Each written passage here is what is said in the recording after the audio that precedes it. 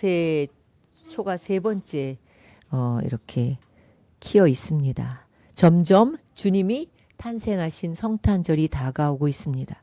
오늘 세 번째 주일 설교의 제목은 회복의 은총입니다. 임마누엘, 회복의 은총입니다. 인간의 감정 중에 가장 힘든 것이 외로움의 감정이라고 합니다. 수많은 사람이 환호를 하고 수많은 사람에게 둘러싸여 있어도 사람이 외로움을 느낄 수 있는 거죠. 그 인기 연예인들이 환호하는 무대 뒤에서 그들이 막 적막감을 느끼고 공허하고 정상의 인기에서도 언제 주저앉을지 모르는 불안함으로 우울증에 시달리거나 술에 빠지거나 도박이나 마약에 빠지기도 하는 걸 우리가 방송을 통해서 많이 볼 수 있습니다. 이런 말도 있습니다. 외로워서 결혼했는데 외로워서 헤어진다는 말이 있는 거죠. 내 곁에 가족이 있다고 외롭지 않은 게 아닙니다. 가족이 곁에 있어도 오히려 더 외로운 경우가 많습니다. 2024년도에 그 기준으로 1인 가구가 800만 가구를 넘어섰어요. 그래서 전체 가구의 36.1%를 차지하면서 1인 가구가 가장 보편적인 가구 형태가 되었습니다. 그 주요 원인은 뭘까요? 비혼의 상승, 이혼율의 상승, 고령화, 그리고 저출산 이런 것이 원인이 된 것이죠. 그런데 여러분, 정말 공간적인 외로움, 내가 혼자 산다는 그 외로움의 문제보다 더 심각한 건 뭐냐면 한 공간에 살고 있지만 외로운 거예요. 한 공간에 살고 있지만 외로워서 고통 속에 살아가 이게 더 문제라는 거죠. 가까운 부부 간에, 부모 자식 간에, 형제 간에 갈등으로 인해서 한 공간에 살고 있지만 단절된 관계가 더 심각한 거예요. 제가 상담하는 많은 부분에 보면은 집에서 말을 하지 않죠. 한 공간에 가족이 있지만 그 공간에 있다고 외롭지 않은 게 아니라는 거죠. 더 단절된 관계가 더 심각한 거예요. 어떤 분이 봉쇄수도원에 인터뷰를 하러 갔대요. 봉쇄수도원이 뭐예요? 한 번 들어가면 못 나오는 거예요. 담장이 너무 높아가지고 못 나오는 거죠. 아프기 전에는, 죽기 전에는 평생 담장 밖으로 나오지 못하는 그 곳이 봉쇄수도원이에요. 그래서 인터뷰를 했대요. 거기에 계시는 신부와 수녀님에게 뭐가 가장 힘든지 물어봤답니다. 고독하고 외로운 게 가장 힘들지 않을까라는 생각으로 질문을 했는데 예상과는 달리 신부님과 수녀님들이 가장 힘든 게 인간관계라는 거예요. 이처럼 봉쇄수도원이라 해도 두 사람 이상이 모여 사는 곳에는 어디든지 인간관계가 참 어렵구나라는 생각을 하게 됩니다. 우리가 많은 관계를 맺고 살아갑니다. 사실 신앙생활도 관계입니다. 하나님과의 관계, 이웃과의 관계, 성도들과의 관계, 더 확장해 가면 뭐예요? 동물과의 관계, 또 뭐 더 나가서 자연과의 관계죠. 요즘은 유튜브에 보니까 동물 학대가 얼마나 많은지 유기견들이 너무너무 불쌍한 거예요. 털이 다 뽑히고 그리고 심지어 차를 타고 가다가 걔를 버리고 가죠. 그럼 걔가 끝까지 그 차를 따라가요. 너무너무 불쌍하면 정말 너무너무 불쌍한 거죠. 자, 그러나 이제 하나님과의 관계 정말 중요하죠. 믿는 사람들은 하나님과의 관계가 정말 중요한데 그 다음으로 가장 기본적인 관계가 뭐예요? 가정이죠. 가정. 가정을 하나님이 만드셨습니다. 하나님이 아담을 지으시고 아담이 홀로 있는 것이 좋지 않게 보이셨어요. 그래서 창세기 2장 22절과 23절에 보면 아담을 깊이 잠들게 하시고 아담의 갈비뼈를 가지고 뭐예요? 하와를 만드셨잖아요. 그리고 아담에게 데려다 줬어요. 그랬더니 아담이 제일 먼저 뭐라고 하냐면 내 살 중에 살이요 내 뼈 중에 뼈라고 고백을 합니다. 그런데 얼마 안 가서 창세기 3장에 보면은 그 사단 뱀의 유혹을 받고 나니까 아담과 하와의 관계가 깨져버리는 거예요. 죄가 들어오니까 관계가 깨지는 모습을 볼 수 있습니다. 그리고 숨어버려요. 죄를 지면 숨어버리는 거죠. 하나님이 아담아 네가 어딨냐 이렇게 찾으시니까 숨어 있는 거예요. 그리고 하나님이 누가 너의 벗었다는 걸 누가 너에게 알게 했니? 내가 먹지 말라고 하는 그 나무로 열매를 네가 먹었느냐? 이렇게 물으시니까 아담이 뭐라고 얘기하냐면 하나님이 내게 주셔서 나와 함께 있는 저 여자가 그 열매를 주셔서 내가 먹었다고 이렇게 고백하는 거죠. 아담은 아내에게 책임을 떠넘기면서 은근슬쩍 뭐라 그래요? 하나님이 주신 여자라는 거예요. 하나님에게까지 책임을 넘기는 것을 우리가 볼 수 있습니다. 자기가 잘못한 것만 인정해야지 아담은 뭐예요? 아내에게 떠넘기는 거죠. 이게 죄인의 특징인 거예요. 죄가 들어오면요, 책임을 자꾸 떠넘겨요. 너 때문에 그랬어. 너야, 너 때문이야. 이렇게 책임을 떠넘깁니다. 형제간이든 부모 자식간이든 부부간이든 서로 상대에게 책임을 돌리고 상대를 비난하면 그 관계는 끝이 나는 거죠. 여러분, 관계 회복의 첫 번째 뭔지 아세요? 상대방을 비난하고 탓하는 게 아니라 내 잘못만을 인정하는 거예요. 물론 상대도 쌍방이죠. 관계에서의 갈등은 사실 쌍방이에요. 그러나 성숙한 사람이 내 잘못을 인정할 때 그 갈등의 실마리가 풀리게 되는 거예요. 잘못을 따지다 보면 관계가 더 악화됩니다. 그래서 갈등이 올 때 해결하는 가장 중요한 비결은 뭐예요? 성숙한 사람이 잘못을 인정하는, 그래 내가 잘못했어, 이렇게 얘기를 하면 그 갈등의 실마리가 풀리게 되는데 그걸 절대로 얘기를 안 하는 거죠. 절대로 얘기를 하지 않습니다. 그런데 더 기가 막힌 것은 부부간의 그런 깨어짐과 상처는요, 자신들에게만 끝나면 괜찮아요. 근데 그것을 보고 자라는 자녀들이 그 상처가 고스란히 남는다는 거예요. 그래서 어떤 면이든지 보면은 건강하지 못한 부분이 드러나게 되어 있습니다. 아담과 하와가 난 아들, 두 아들이 가인과 아벨이 어떻게 됐어요? 서로 미워하고 시기하고 질투하다가 결국은 살인사건으로 이어집니다. 그래서 가족 치료를 할 때 가장 먼저 보는 게 그 가정의 가계도를 봅니다. 가계도가 뭐 누가 누구를 낳고 이걸 보는 게 아니라 그 가정에 내려오는 이력들을, 가계력을 보는 이유가 있는 거예요. 아버지가 어떤 사람이었는지, 엄마는 어떤 사람이었는지를 보는 거예요. 야곱의 가정을 보세요. 그 당시에 아내가 너무 많았어요. 넷이었어요. 근데 요셉이 유독 아내 하나만 사랑한 거예요. 라헬만 사랑한 거예요. 그리고 그 라헬이 낳은 요셉만 사랑한 거예요. 요셉만 편애하니까 어때요? 다른 자식들 마음속에 미움이 계속 쌓여서 결국은 요셉을 죽여버리려고 하다가 팔아버리지 않습니까? 무서운 거죠. 오늘날도 마찬가지인 거예요. 여러분, 부부가 갈등이 오고 위기가 올 때 잘 해결하고 살지 않으면요, 자녀들의 마음속에 그게 그대로 들어가요. 불안이 들어가고 분노가 들어가고 원망이 들어가게 되는 거예요. 요즘 얼마나 많은 위기의 가정이 많습니까? 물론 어떤 가정이든 위기가 없고 문제가 없고 갈등이 없는 가정은, 우리 가정은 거짓말이에요. 그런 가정은 아니죠. 위기가 와요. 그리고 문제가 있습니다. 서로 안 맞아요. 맞는 가정이 어디 있어요? 찰떡처럼 딱딱 맞는 가정이 어디 있어요? 그럼 그런 가정 와보세요. 찰떡을 선물로 줄게요. 절대로 없어요. 제가 수많은 가정들을 보면 절대로 안 맞습니다. 성숙하지 못한 사람들끼리 만나서 가정을 이루고 살아가니까 많이 다투고 갈등이 있는 건 당연한 겁니다. 결혼이 연애가 아니에요. 뭐 실제 생활이에요. 실제 상황이에요. 그러니 어려움이 얼마나 많습니까? 그러니까 결혼 전에 해야 되는 게 뭐예요? 웨딩드레스나 혼수를 준비하는 것보다는 그게 중요하지 않아요. 그 가정에 내려오는 가족력, 서로의 성격과 장점, 단점을 알아보고 서로 자라온 가정의 모습이 다르기 때문에 그것을 객관화해서 바라보는 시간들이 필요합니다. 그게 아니면 결혼하면 안 되죠. 그래서 제가 내년부터 하려고 하는 게 있는데 안 왔네, 이 부부가. 꼭 어디 간 거야. 결혼 준비 학교를 시작하려고 합니다. 한 가정이 됐든 한 커플이 됐든 너무 중요한 거예요. 결혼하고 나면 힘들거든요. 결혼하기 전에 준비하는 것. 또 결혼하고 위기가 와도 둘이만 보다 보면 절대로 해결이 안 돼요. 중재를 해야 되는 거잖아요. 자기를 객관화해서 보는 것이 얼마나 중요한지 모릅니다. 여러분, 가정이 저절로 돼요? 노력해야 돼요. 그래서 요즘은 다 공주 왕자로 키워가지고 결혼하면은 이게 너무 힘든 거죠. 너무 힘든 거예요. 가정이요, 겉으로 볼 때 아무렇지도 않게 잘 지내는 것처럼 보이지만 사실은요, 위장하고 있는 가정이 너무나 많습니다. 교회 중직자들일수록 그래요. 제가 상담하러 오는 가정들 보면 교회에 멀리 있는 교회가 오죠. 중직자들이 많은 거예요. 교회 얘기 안 하는 거예요. 또 뭐예요? 목회자 가정이 참 위선이 많습니다. 위장이 많습니다. 사회의 지도층의 가정일수록 위선이 적일 때가 참 많습니다. 그런데 위기의 가정이 자기들은 숨길 수 있어요.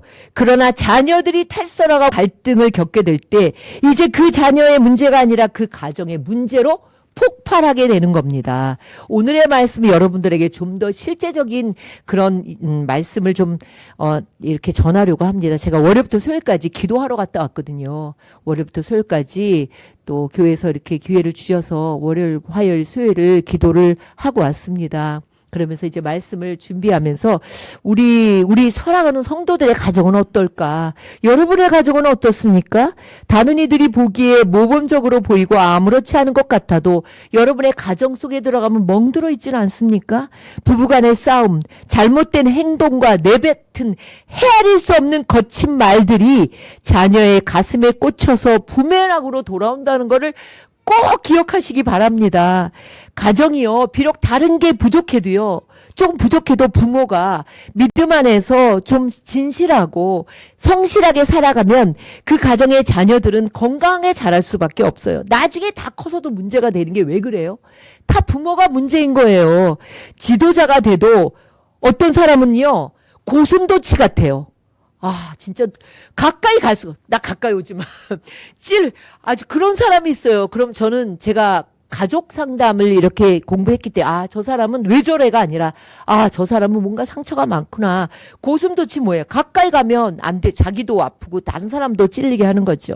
고슴도치와 같은 사람이 있어요. 가까이 가면 찔리니까 아무도 가까이 오지 마. 이래서 외로운 사람이 있다는 거죠. 여러분, 문제의 자녀들은요, 반드시 문제의 부모, 문제의 가정에서 나오는 거예요. 제가 왜 저래? 자기들이 잘못해놓고 제가 왜 저러긴요. 부모의 문제죠. 사람은 물론 누구나 상처를 주고받습니다. 그런데 가장 아픈 상처는요, 먼 데에 있는 사람이 주는 게 아니에요. 사람이 받는 상처 중에 가장 쓰라린 상처는요, 내 가장 가까운 사람이에요. 내가 신뢰하던 사람이에요. 그런 사람에게 받는 거예요. 자, 그러면 이런 어려움들이 올 때 우리가 어떻게 해결할 수 있을까요? 오늘 5가지로 여러분들에게 이야기하도록 하겠습니다. 오늘 우리가 사무엘상 1장, 2장을 말씀을 읽었습니다. 자, 한나는 너무 원통했어요. 이건 물론 부부간의 문제뿐만이 아니라 가정에서 분인나라는 아내가 그때는 원래 일부 일처제예요. 성경은. 그런데 일부 이처제, 다처제를 하고 이 성경의 사람들이 살아온 거죠. 자식을 못 낳았잖아요. 한나가 자식이 없으니까 새 아내를 들였어요. 그 아내가 분인나예요. 그런데 얼마나 이 한나를 막 힘들게 하고 그리고 격동시키고 막 욕을 하고 너는 자식도 못 나니까 그러면서 막 험담을 하고 하니 이 한나가 너무 상처를 받은 거예요. 그래서 오늘 사무엘상 1장과 2장을 보면 한나가 하나님께 나와서 막 그 울분을 토해내면서 기도하는 장면을 오늘 우리가 읽었습니다. 여러분이 이런 위기가 있고 어려움이 있을 때 첫 번째로는 여러분의 마음을 그리고 그 모든 상황을 주님 앞에 솔직하게 아뢰야 되는 거예요. 근데 기도도요, 하도 공적인 기도만 많이 해서 그런지 여러분들이 그 마음을 토해내는 기도를 잘 못하는 거예요. 마음을 토해내는 기도를 해야 되는 거예요. 좋은 것만 기도하는 게 아니에요. 그냥 내 마음에 속상하고 미워하고 분노를 그대로 아뢰는 거예요. 하나님께 그대로 토해내는 거예요. 고통스러운 내 모습을 그대로 쏟아내야 되는 거예요. 그러니까 오늘 말씀 사무엘상 2장의 한나의 기도를 보면 자신을 너무 괴롭히는 분인나 때문에 살 수가 없었어요. 자식이 없다고 무시하고 그리고 괴롭히고 그렇게 지금으로 말하면 이제 예를 들면 시어머니나 막 이런 사람들이 막 괴롭히는 거와 똑같은 거예요. 한나가 너무 괴로워서 이걸 하나님께 나와서 울면서 그 분노를 토하면서 기도한 거예요. 여러분 갖고 있으면 안 돼요. 갖고 있으면 병이 돼요.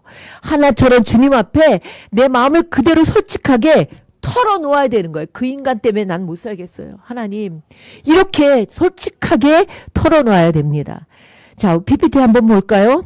자, 예수님이 뭐라고 말씀하셨나요?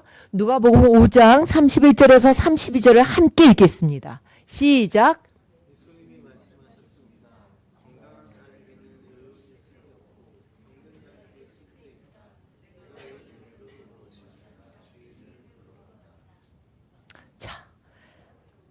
주님이 왜 오셨어요? 건강한 사람에게 오신 게 아니라고 했죠. 병든 자에게, 또 죄인을 부르러 오셨다 이렇게 말씀하세요. 우리는 하나님 앞에 나오면 내가 언제나 잘해야 되고, 그리고 뭔가 마음과 몸과 영혼이 건강해야 된다. 그래서 죄책감을 갖는데 절대 아니에요. 예수님은 어떤 사람을 위해서 오셨다고요? 병들고 죄인인 그 사람을 부르러 오셨다고 말씀하십니다. 시편 34편 18절은 이렇게 말씀하세요. 여호와는 마음이 상한 자에게 가까이 하시고 충심으로 통회하는 자를 구원하시는도다. 충심으로 통회한다는 것은 숨김없는 마음으로 하나님께 아뢰는 것을 의미하는 거예요. 자, 시편 51편 17절을 다 같이 읽겠습니다. 하나님께서 구하시는 제사는 상한 심령이라 상하고 통회하는 마음을 주께서 멸시하지 아니하시리이다. 자, 하나님이 구하시는 제사라고 얘기했죠. 이건 예배예요, 예배. 하나님이 여러분에게 원하는 예배는 상한 심령이에요. 병든 심령이 건강한 심령이 아니라 정말 죄로 상한 심령. 그 심령을 하나님께서 멸시하지 않는다고 말씀하십니다. 자, 여러분 이렇게 기도하셔야 됩니다. 자, 기도를 제가 가르쳐 드릴게요. 두 번째 PPT를 보겠습니다. 자, 제가 읽으면 그 읽는 걸 그대로 따라하세요. 주님, 저는 죄인입니다. 저를 불쌍히 여겨 주십시오. 주님, 저는 너무 아프고 견디기가 너무 힘듭니다. 저를 도와주십시오. 주님, 이 상황을 견뎌낼 수 있는 믿음의 능력을 주십시오. 아니면 이 상황을 변화시켜 주십시오. 이렇게 기도해야 돼요. 여러분, 이 기도를 잘 찍어 가지고 가서 이렇게만 기도해도 됩니다. 이렇게 기도해야 돼요. 자, 내 마음을, 내 상황을 주님께 솔직히 아뢰라고 했습니다. 첫 번째입니다. 두 번째로 말이 중요한 거예요. 자, PPT를 보겠습니다. 뭐라고 쓰여 있어요? 다 같이 읽어보세요. 자, 입술에 30초가 가슴에 30년이 된단 말이 있어요. 생각 없이 던진 한 마리의 말이 사람의 가슴에 30년 응어리가 된다는 거예요. 여러분, 상처가 너무 깊어지면요, 회복이 어려워요. 그래서 우리가 말을 하기 전에 한 번 더 생각해야 합니다. 한 번 내뱉은 말은 주워 담을 수 없습니다. 그래서 이런 진단명이 있어요. DSM-5, 뭐 5에도 나오고 4에도 나오지만 간헐적 폭발 장애라는 게 있어요. Intermittent Explosive Disorder, 간헐적 폭발 장애. 이제 옛날 말로는 분노 조절 장애라고 하지만 이건 진단명이 아니에요. 간헐적 폭발 장애라는 진단명이 있는데 이건 뭐냐면 조금 사소한 자극에도 반복적으로 분노를 폭발하는 거죠. 상황에 비해 너무 과도한 거예요.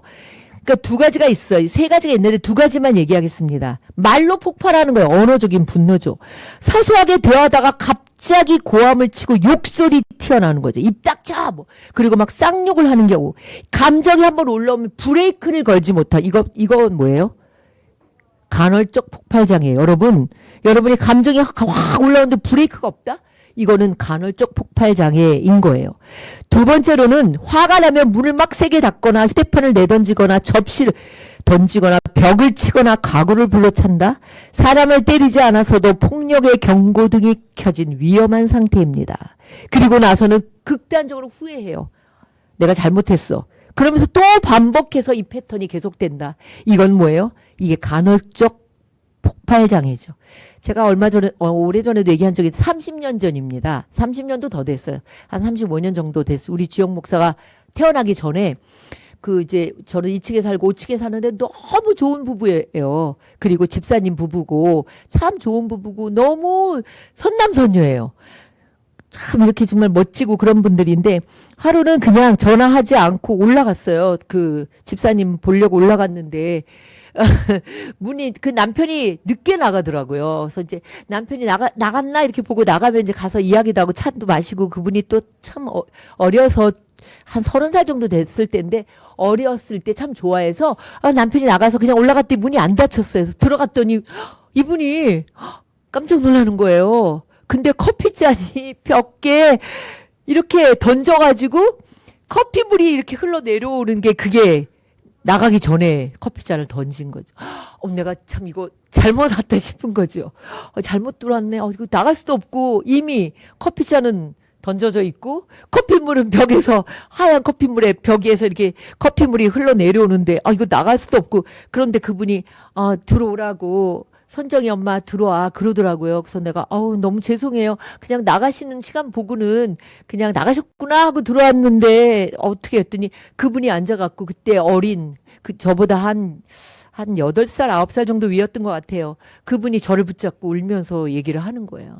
그렇게 보기에는 참 좋은 가정이었지만 그렇지 않은 거죠. 남편이 그렇게 한번 분노가 나면은 저렇게 커피잔을 던져서 그렇게 커피잔이 뒹굴어지고 그 모습을 그거를 제가 보니까 할 수 없이 자기 가정의 그 남편의 그 어떤 분노에 대해서 얘기를 하는데 참 제가 힘들었어요. 그리고 뭐 어리니까 얘기할 수도 없었고 그것이 간혹 생각이 납니다. 여러분 말이 중요하죠. 생각 없이 말하면 안 돼요. 화가 난다고 그 입술에 30초가 몇 년 간다고요? 몇 년 가요? 30년 가요. 이거 갖다가 집에다 붙여놔요. 정말 그렇습니다.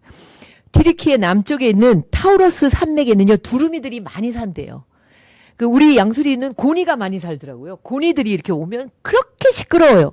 이들이 꽥꽥거리는 울음소리가 너무 유난히 시끄러운데 이 두루미들이 하늘을 날 때 큰 소리를 내는데 이 소리 때문에 많은 두루미들이 잡혀 먹는데요. 독수리들이 그 소리를 듣고 와서 잡아먹는데요. 그래서 경험이 많은 두루미들은 어떻게 하냐면 날기 전에 입에다가 자갈을 문대요. 그리고 난대요. 그래 안 잡혀 먹이는 거죠. 여러분 이렇게 말이나 행동이 치명적이 된다는 것을 여러분 생각하세요. 사람은요 극한 상황에도 말이나 행동을 극단적으로 하면 안 됩니다. 자, PPT 네 번째를 보겠습니다. 에베소서 4장 29절입니다. 다 같이 읽겠습니다. 시작. 덕을 세우는 데에 필요한 말이 있으면 적절한 때에 해서 듣는 사람에게 은혜가 되게 하십시오. 잠언 15장 1절입니다. 시작.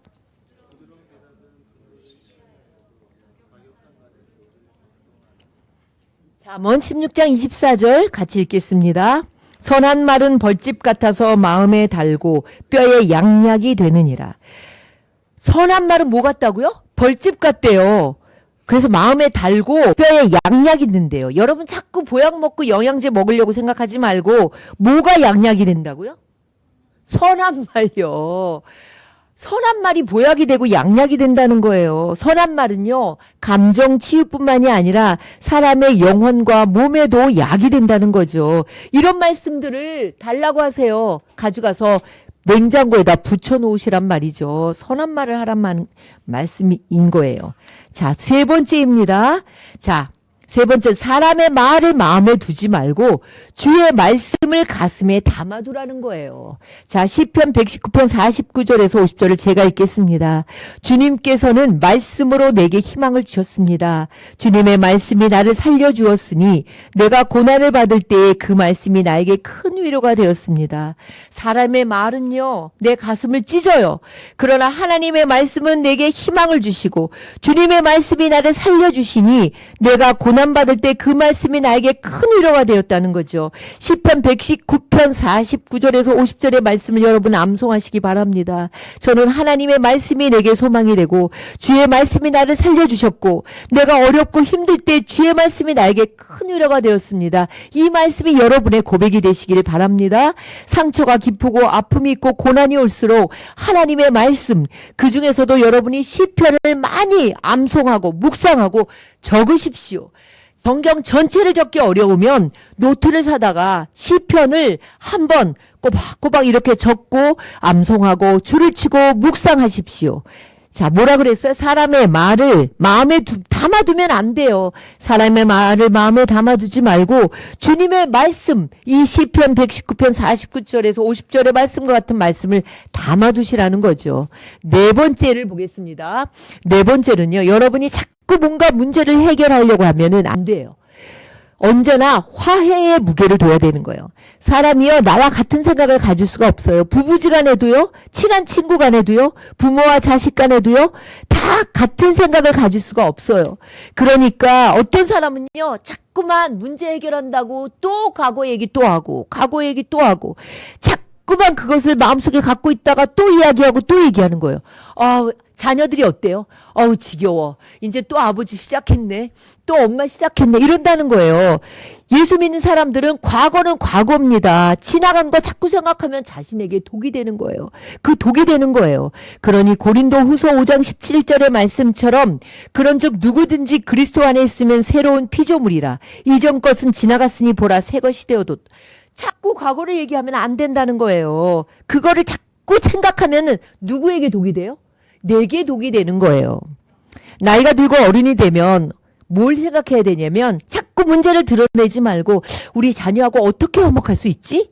문제를 자꾸 들추고 잔소리하고 고집 세우면 다 떠나가요. 가족이 어떻게 하면 화목할 수 있을까? 우리 자녀들을 어떻게 하면 내가 자녀들과 화해하고 화목할 수 있을까? 그것에 초점을 둬야 관계가 회복이 되는 거예요. 관계를 회복하기 원하고 화해하길 원하는데도 잘 안 되는 이유 뭐예요? 자꾸 자기 고집 부리고 자기 생각대로 하기 때문이에요. 어른이라고 주장하고 고집을 피우면 자식들 다 떠나갑니다. 자식이 없어요. 어른일수록 신앙의 연륜이 쌓일수록 교회에서도 그래요. 어른이고 또 신앙의 연륜이 쌓인다고 해서 내 주장만 하면 안 돼요. 젊은 사람들과 함께 이야기도 하고 화목하게 이렇게 하는 일에 힘쓸 때 외롭지가 않은 것이죠. 화해만 할 수 있다면 어떤 상황이든지 내 생각을 내려놓을 수 있어야 됩니다. 예수님이 이 땅에 뭐로 오셨어요? 예수님이 이 땅에 뭐로 오셨어요? 화해자로 오셨잖아요. 화해자. 우리의 죄를 하나하나 들춰내면 아무도 하나님 앞에 설 수 없습니다. 예수님이 이 땅에 화해자로 오셔서 죄로 막힌 우리의 담을 헐어주신 겁니다. 자, 여러분 문제를 여러분이 하려고 하지 말고 어떻게 하라고요? 뭐에다가 무게를 두라고요? 화해요, 화해. 어디 갔은지 화해하려고 하고 우리 자녀들하고 어떻게 하면 화해하지? 근데 우리 자녀들하고 어떻게 좀 화목할 수 있지? 이걸 생각해야 되죠. 자기 고집 부리면 자녀들 다 떠나고 나중에 뭐예요? 혼자만 남는 거예요. 자, 다섯 번째를 보겠습니다. 이게 벌써 빨리 나왔네. 아직 아닙니다. 자, 주님이 내 삶의 주인임을 고백해야 돼요. 사람 잘 안 변합니다. 그 사람이 살아온 습관, 고집, 잘못된 생각, 그 사람 안에는요, 자기만 있는 게 아니에요. 결혼할 때 둘이 결혼하는 게 아니래요. 몇 명이 결혼한대요? 그 사람 안에 부모, 4명, 그리고 자기들 6명이 결혼하는 거래요. 6명. 얼마나 기가 막힙니까? 사람 잘 변하지 않아요. 그 사람 안에 살아있는 부모의 모습들이 남아있기에 변하는 것이 쉽지 않습니다. 이 가정이 1시간 개정 시계가 좀 늦었죠? 네, 아유. 그래도 온 게 어딥니까? 여기부터 잘 들어야 돼. 자, 그 사람 안에 부모의 모습이 그대로 들어있기 때문에 변하는 게 쉽지 않은 거예요. 왜냐하면 인간은요, 참 변하기가 어렵습니다. 그런데 변할 수 있는 방법이 있어요. 그건 내 주인을 바꾸는 거예요. 내 주인을 바꾸는 거예요. 내가 내 주인, 내 인생의, 내 마음의 주인이라고 생각한다면, 내 인생의 주인이라고 생각하면 지금까지 살아온 게 너무 억울해요. 그러니까 난 내 인생이 왜 이렇게 엉망진창이지? 라고 생각하더라도 지금까지가 아니라 이제 주님이 내 인생의 주인이 되셔서 주님이 내 인생의 주인이심을 고백하면 이제는 내 인생을 내가 살아가는 게 아니에요. 이제부터는 내 인생의 주인이신 주님이 내 인생을 만들어 가신다는 거예요. 그러니까 이제 자꾸 내가 내 인생의 주인으로 살아가지 마십시오. 내 인생, 하나님께서 내 인생의 주인이 되어달라고. 그렇게 금이 가고 상처로 물든 내 인생을 주님이 내 인생의 주인이 되면 그분이 금이 간 것을 메워주시기 시작하는 거예요. 이 길만이 살 길입니다. 내 속에 미움이 솟아오를 때마다 다시 내 인생의 주인이 주님이심을 고백하고 주님을 바라보는 거예요. 그러나 변화는 하루아침에 이루어지지 않습니다. 고통이 오고 아픔이 올 때마다 내 고통을 짊어지신 십자가의 주님을 바라보십시오. 그때마다 우리 안에서 서서히 아픔과 상처가 조금씩 회복되게 하시는 거죠. 사랑하는 성도 여러분, 사람 바라보면 실망할 일밖에 없어요. 누구든지 가까이 오면 여러분 위대한 사람, 위대한 지도자, 위대한 목사 가까이 가보십시오. 훨씬 더 실망할 일이 많습니다. 사람을 기대하지 말고 언제나 하나님을 기대하십시오. 회복은요, 상처가 없던 시절로 돌아가는 게 아니에요. 상처가 있지만 그 상처로 인해 망가진 인생이 아니라 내 인생의 주인이신 주님께 내 인생을 맡기고 그 상처를 하나님께서 메꾸어 주시고 별로 만들어 주실 것을 믿고 신뢰하며 따라가는 거예요. 상처 없는 인생, 상처 없는 가정 절대로 한 가정도 없습니다. 깨어진 가정의 회복은요, 사람에 대한 기대가 아니라 하나님이 지금도 내 삶의 주인이 되어주셔서 나를 회복시켜 주시고 일하신다는 이 믿음에서 시작되는 거예요. 사랑하는 우리 시민은교회 성도 여러분, 대림주일, 대림절 세 번째 주일을 지나고 있습니다. 여러분의 삶에 얼룩진 여러 가지 아픔과 상처와 고통과 어려움들이 있습니다. 그러나 여러분의 삶에 누가 일하고 계십니까? 여러분이 주님을 바라볼 때, 주님이 여러분의 삶의 주인이실 때 하나님이 일하고 계심을 믿으시기 바랍니다. 여러분이 여러분의 인생에 짐을 지고 가면요, 절대로 해결할 수 없어요. 끊임없이 짐을 맡겨야 돼요. 주님, 이 짐을 주님께 맡깁니다. 하나님, 이 문제를 주님께 맡깁니다. 하나님 도와주십시오. 아까 제가 가르쳐준 그 기도를 계속 그대로 하시는 거예요. 자, 오늘의 말씀을 기억하기를 다시 한번 기억하겠습니다. 1 하면 여러분이 읽는 거예요. 시작. 1.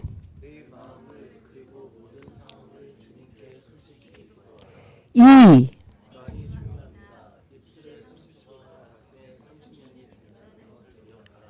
3.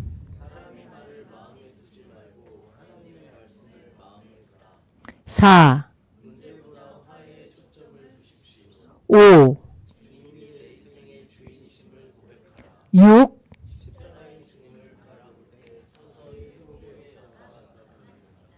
'하나님이 여러분을 반드시 일으켜 주시고 세워 주시고 하나님의 놀라운 은혜를 여러분의 가정에 내려주실 줄 믿습니다. 기도하겠습니다. 주님, 고집스럽고 분노와 이기심과 미움과 질투로 가득한 저의 마음을 돌아봅니다. 주님, 참으로 이 못난 마음을 주님의 십자가에 올려드립니다. 우리의 상한 마음을 주님께서 만져주시고 회복시켜 주시옵소서. 주님의 말씀으로 나를 살려주시고 주님이 나의 소망이 되어주시며 주님께서 나를 일으켜 세워 주시옵소서. 예수 그리스도의 이름으로 감사하며 기도드립니다.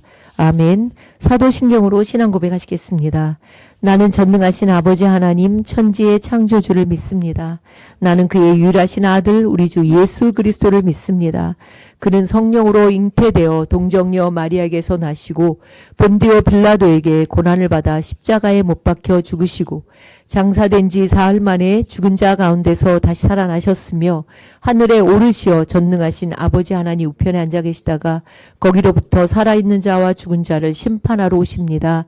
나는 성령을 믿으며 거룩한 공교회와 성도의 교제와 죄를 용서받는 것과 몸의 부활과 영생을 믿습니다.